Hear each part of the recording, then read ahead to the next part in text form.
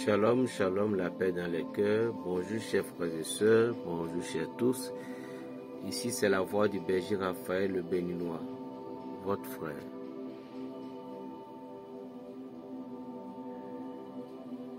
Comment devons-nous prier pour que les anges puissent agir dans la direction dont nous les envoyons? D'abord, je vais commencer par dire, l'homme a combien de corps? Nous avons toujours appris qu'on dit toujours 3 corps. On dit l'âme, l'esprit et le corps physique. Or, l'homme a 4 corps. Nous avons 4 corps.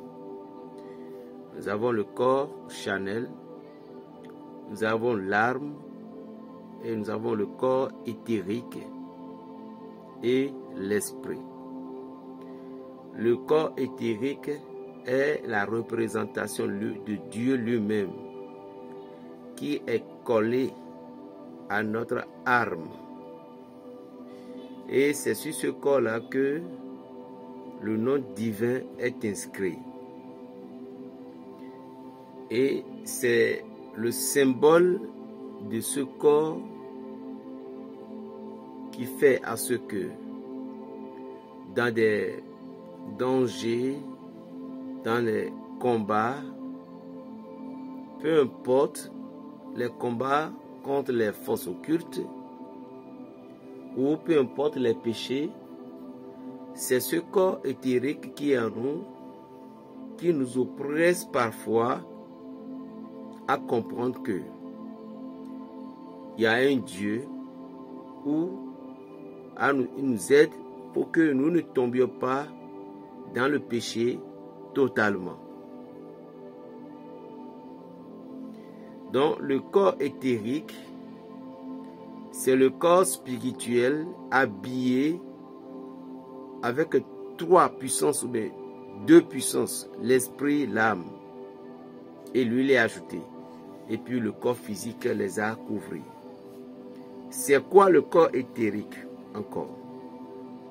Le corps éthérique est la chair que tout être créé, toute créature, tout être humain, nous avons utilisé dans le monde invisible, parce que les premiers ou bien le premier habitation de tout être humain, c'est dans l'eau. Nous étions sous l'eau. Ce corps est capable de s'exposer à toute autre chose. Comme vivre. Vous allez constater qu'on dit qu'il y a une dame qui... Il y avait des phénomènes qui ont passé. Il y a une dame qui vivait sous l'eau pendant 2 ans et tout. C'est le corps-là qui dégage son organisme. C'est ce corps qui nous aide à pouvoir maintenir notre pouvoir spirituel. C'est ce corps-là qui est à chaque moment en contact avec l'être suprême. Et malheureusement, beaucoup n'ont pas compris. Beaucoup ont compris, mais beaucoup n'ont pas aussi compris. Donc, le corps éthérique, c'est ce qui nous permet à tout être vivant, soit l'homme de Dieu, de ne pas se fondre totalement dans le péché ou de ne pas y être anéanti complètement par les ennemis. Le corps éthérique est là, cohabiter avec l'âme directement. C'est quoi l'âme? Notre âme, c'est ce qui nous permet à pouvoir connaître la jouissance du corps. L'âme nous permet, lorsque nous avons eu des rapports sexuels, lorsque nous avons mangé telle nourriture, lorsque nous avons fait ci, c'est l'âme qui nous permet à pouvoir senti toutes ces jouissances-là. Mais la nourriture véritable de l'âme est spirituelle. Et si vous êtes un être humain, un homme de Dieu, quelqu'un qui voulait se consacrer, quelqu'un qui veut faire ci, lorsque vous commencez par vous consacrer, l'âme, lui, il se lâche du corps. Parce que au moment où nous jeûnons, nous faisons de carême, nous permettons à l'âme dans la journée de se libérer de la prison. Parce que le corps est la gendarmerie où l'âme est fermée. Et si l'âme va trouver la liberté, ce n'est que les soirs ou au moment dont vous avez dormi et puis il sortit. Maintenant, au cours du jeûne, lorsque vous avez privé vous êtes privé de nourriture, vous privé de certaines jouissances, vous donnez la possibilité à l'âme de faire des navettes et l'âme n'a pas de navettes à faire. Il va directement en suivant l'esprit chez le divin maître. À moins que le corps, avec ses besoins charnels, il a conduit l'âme dans les idoles, dans le fétichisme, dans la sorcellerie, et celle qui n'est pas de Dieu. Là, au moment dont, par exemple, prenez un vaudounon, au moment dont un vaudounon voulait faire quelque chose, il s'est privé, dit que je vais me consacrer pour mes vaudous. Ils permettent à son âme de sortir de son corps pour pouvoir aller se renforcer.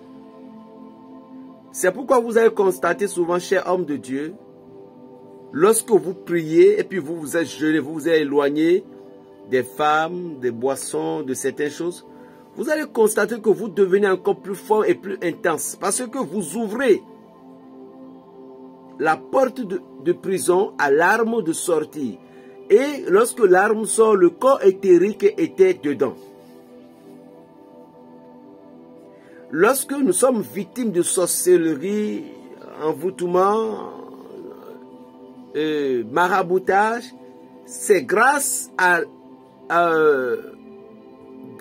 au corps éthérique que nous pouvons encore tenir debout. Parce que lui, les entités négatives n'arrivent jamais à l'atteindre. C'est pourquoi sur le mont Sinaï, Jésus fait référence, Jésus ou Dieu, il fait référence à Moïse. Enlève tes sandales. Dieu s'est mis en connexion exactement, direct tout droit, vers l'arme de notre cher Moïse. Parce que Moïse était rempli de sortes de pouvoirs spirituels et physiques. Je vous ai déjà dit que Moïse a étudié de la magie. Moïse connaît tout ce qu'on appelle les pratiques d'occultistes. Il a été formé. Tout d'abord, Dieu envoie tous ses enfants. Ce que l'homme ne comprend pas aujourd'hui. Tu peux être un chrétien, ton papa pouvoir être vaudouron. Dieu sait bien avant de t'avoir choisi là. Maintenant, lorsque Dieu t'a choisi, il va te faire séparer. Parce que ça dépend le destin que tu cours, le destin qui est en toi. Dieu va te faire naître dans la maison où il y a les admises. Dieu pourra te faire naître de là. Et à un niveau donné, c'est toi qui dois porter le karma, comme Jésus a porté le karma du monde. C'est toi qui dois porter ce karma à pouvoir libérer cette famille. Aujourd'hui, il y a des gens qui deviennent pasteurs, deviennent des prêtres, ils détestent complètement leur famille, détestent leurs frères. Ils disent non, mais c'est faux. Parce que nous devons montrer des bons exemples. Tu connais ce qui est dans ton cœur, tu connais bien ton cœur. Tout ce qui est dans toi, tu sais ce qui est à l'intérieur de toi. Tu pouvais prier pour que tes frères, tes soeurs, ici, comprennent que si tu pouvais prier pour que Dieu puisse mettre de l'harmonie, parce que la raison pour laquelle tu es né, malgré qu'ils sont des tueurs, la raison pour laquelle tu es né dans cette maison, c'est pour réparer les choses. C'est pourquoi tu t'es né là. Alléluia.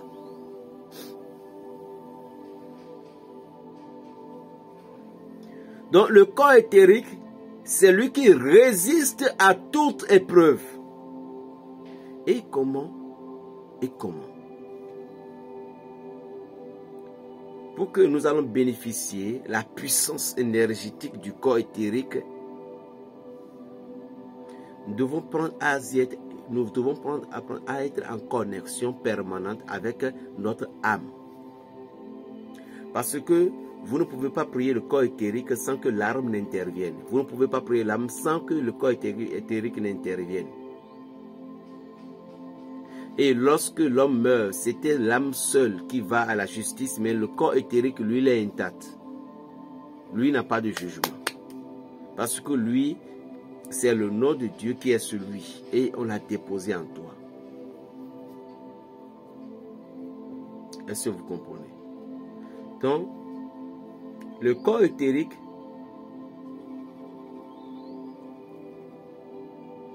c'était le corps que les anges utilisent. Et nous avons la chance, nous avons la chair. Donc le diable cherche à nous duper. Lorsque vous ne cherchez pas à comprendre, vous ne pouvez jamais comprendre, mes chers amis. Et qu'en est-il des gens qui priaient?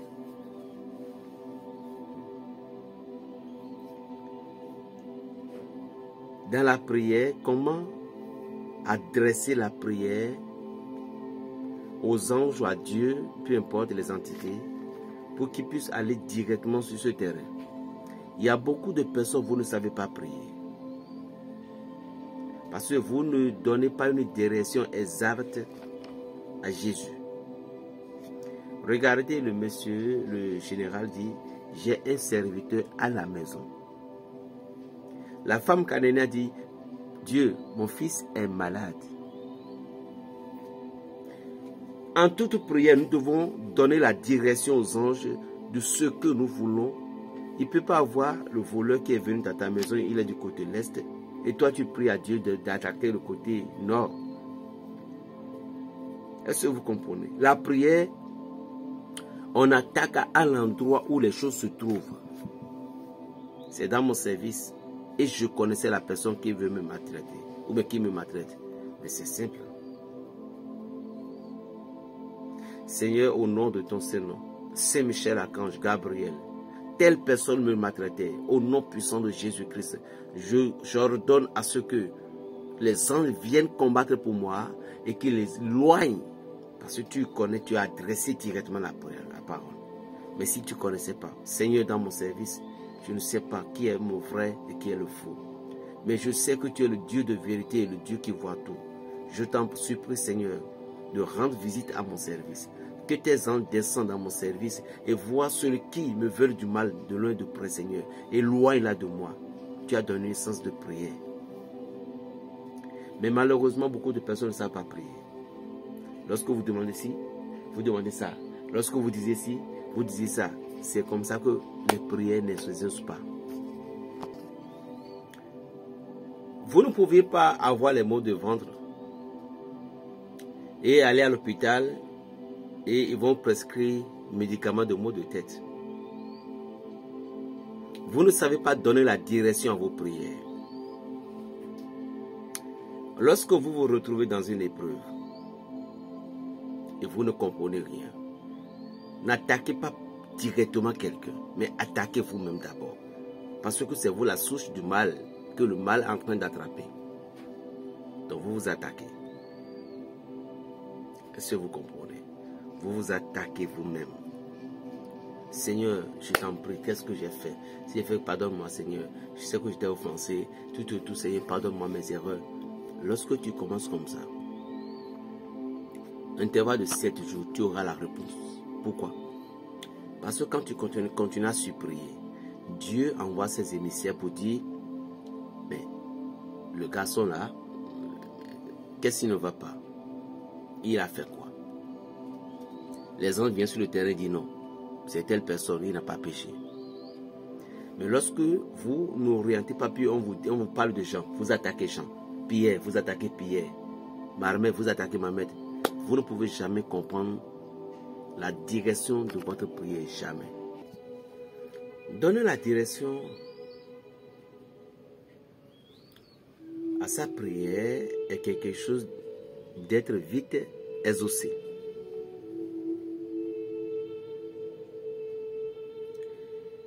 Vous allez constater quelque chose. Il y a des gens. Vous priez, vous jeûnez, vous faites des offrandes, sacrifices. Mais il y a quelque chose qui ne va pas. Vos prières ne s'exaucent pas. Vous ne pouvez pas prier en utilisant les problèmes de matériel chaque jour. En utilisant les problèmes de matériel. Est-ce que vous me suivez? Le problème de matériel est que chaque jour, lorsque vous voulez prier, vous ne priez qu'avec votre problème. Même on dit adoration, vous priez avec votre problème. On dit louange, vous priez avec votre problème. Mais on dit prière, qu'est-ce que tu vas encore demander?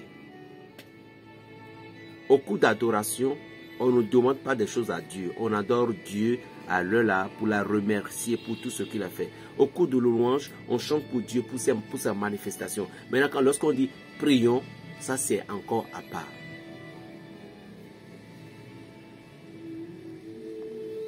Dans notre langue, on dit, lorsque nous lisons la prière est différent que nous allons prier avec notre langue. Et venons prions, venons lisons ou bien venons prier ensemble. Ça c'est différent. Maintenant, fais sortir de toi le pouvoir qui est en toi et parler. Ça c'est la prière fondamentale, fais sortir de notre langue. Et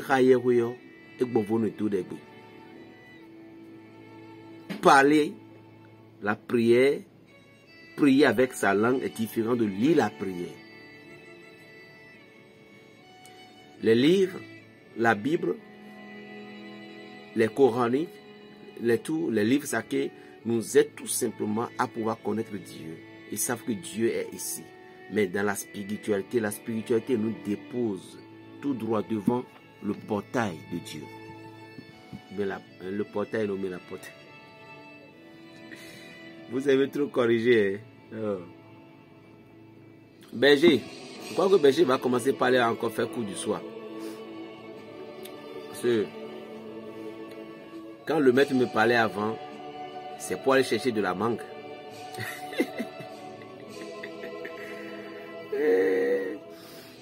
Il y a une de mes filles spirituelles qui m'a dit, Berger, pourquoi tu dis encore que tu es paysan? Il ne faut plus dire ça. Tu es un maître spirituel. Bon, peut-être. Pour un maître là, c'est pas facile. Donc, lorsque vous voulez prier, connaissez d'abord, il faudrait que tu dois connaître la souche du combat. Est-ce que tu me suis là? La souche du problème. Il faut attaquer la souche du problème.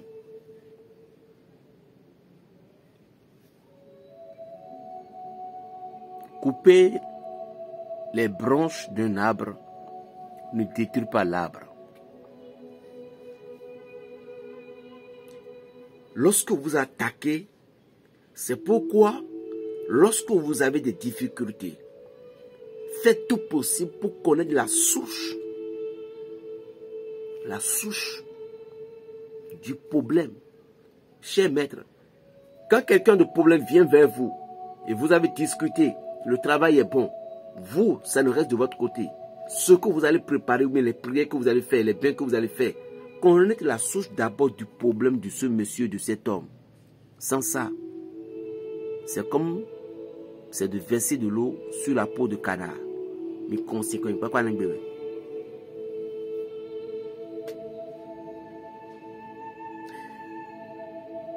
notre corps éthérique qui est en nous, c'est un corps lequel Dieu a posé son sceau. Et beaucoup d'hommes de Dieu ne savent pas. L'homme a corps, l'âme a esprit. Le corps, l'âme. Oui. Bien sûr. Mais le corps éthérique que nous utilisons, nous avons utilisé, celle que le Satan va utiliser. Celle que Satan avait utilisée. Celle que nous avons utilisée dans le monde.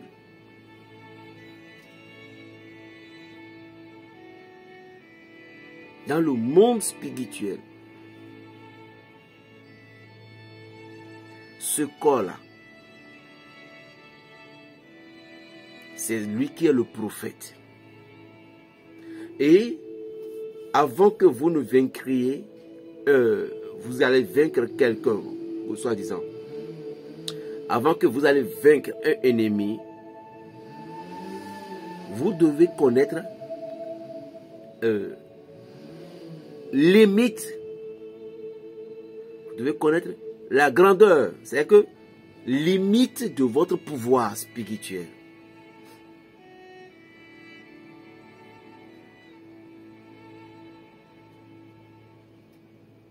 Je vais en revenir sur cet enseignement-là comme une question de mon ami, un frère. Quel est le nom de Dieu à utiliser dans les délivrances? Il n'y a pas un nom que je veux dire exactement. Il y en a plusieurs, mais je ne peux pas. Il y en a plusieurs. Et je vais en revenir.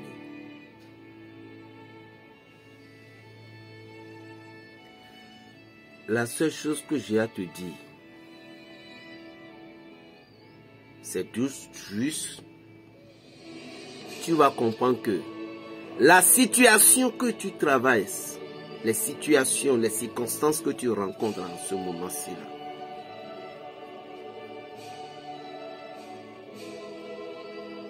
aucun ennemi ne peut pas te vaincre si tu n'as pas abandonné.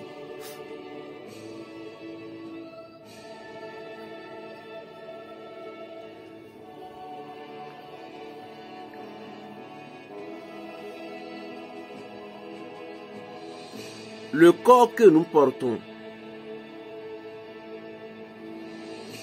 Dieu se manifeste en nous chaque jour.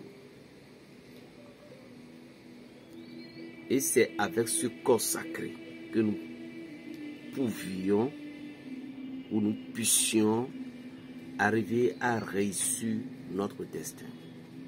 Tout d'abord, comment les gens tombent malades? La manière dont les sorciers ils prennent l'arme des gens, on les transforme en chiens, en ci, en ça. Vous devez savoir quelque chose, que l'âme a le pouvoir de se multiplier en haine. Mais le corps éthérique est un. Et lorsque vous n'êtes pas dans la dimension de Dieu, vous pouvez avoir le corps éthérique en vous, mais les sorciers peuvent vous tuer parce que vous n'êtes pas dans la dimension qu'il le faut pour que le corps éthérique puisse avoir l'énergie de ce dont il a obtenu pour pouvoir vous sauver.